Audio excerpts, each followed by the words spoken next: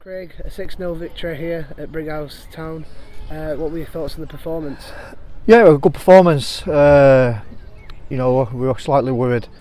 Not worried, but obviously we're giving the lads what they achieved last week and giving them the week off to allow them to, spend time with their families or do whatever they needed to do. You're always worried about the next game in these circumstances, but my worries were put to bed at half time really. And obviously I thought throughout the game we controlled the game.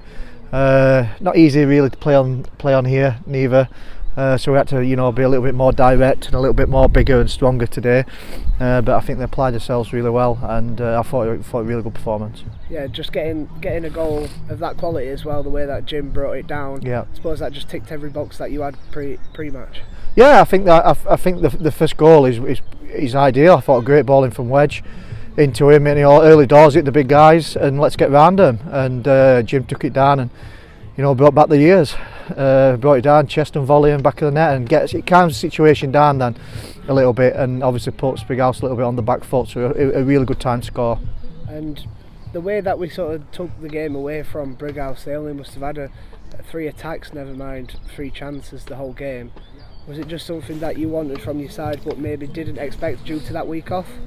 Yeah, like I said, we were pretty strong with them before the game, and just letting them know that for me the season kind of just started in a way, and I know that's going to sound absolute madness, but there's more targets to achieve, and this group of players in there kind of finished this season with so many awards, historic benchmarks achieved. So I needed to get them focused and get them to understand that we go again, and we go again from today, and this is our expectations, and it starts today. And like I said, my worries went out really at half time, because when you're going in 3-0 up, then obviously you're in well control, and just being around the change room, listening to experienced boys, how they were talking, how they were behaving, I knew that the heads were on it, and we were good to go. We'll put sort of targeting records on just for a couple of questions, but 2 lads in there that have sort of bided the time to get starts are getting them now. Vaughan and Luke both getting goals, both getting braces today. What were your thoughts on both of them? I thought they both had really good games. I think they both played well the last couple of games, in all honesty. Obviously Luke's has to be patient and be in and out, but if you look at the amount of times, the most player that's been on the pitch for me this year, even if it started or not, it's been Luke Hall. So he knows what I think about him, and now he's starting to put the 90s in place, and he's also getting the assists and goals, and I thought he was magnificent today. Vaughan's obviously been struggling with injury right early doors. He's had to be patient because of the performance of other people in his position, but now he's got the shirt, and again today 2 goals to his name. Probably could have been more, but I thought he was magnificent. I thought he controlled the game. The passing side of things were good.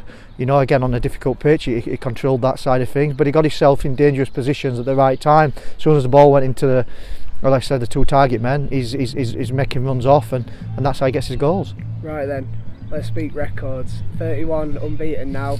Boston's is obviously 32. We can equal it on Tuesday night. Yeah.